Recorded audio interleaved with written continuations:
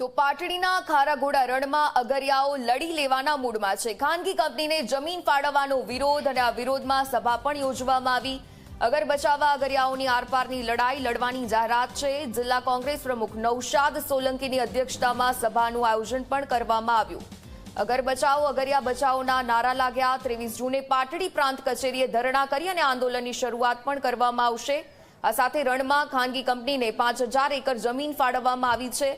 અગરિયા પરિવારોની રોજીરોટી છીનવાઈ જવાનો પણ ભય છે।